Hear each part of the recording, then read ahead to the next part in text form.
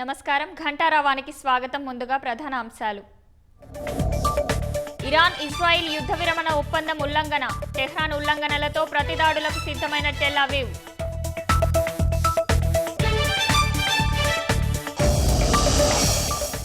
నలభై 42 ఎజెండా అంశాలకు మంత్రివర్గం ఆమోదం, ఏడాది పాలన విజయాలు ఇంటింటికి చేరవేసేలా కార్యాచరణ.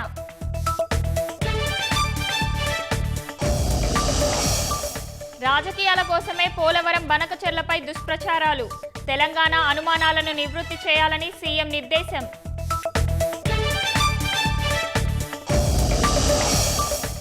జగన్పై కేసు నమోదు చేసిన నల్లపాడు పోలీసులు, ఎమ్మెల్సీ ఎన్నికల కోడ్ ఉన్న మిర్చి యార్డుకు వెళ్లడంపై చర్యలు.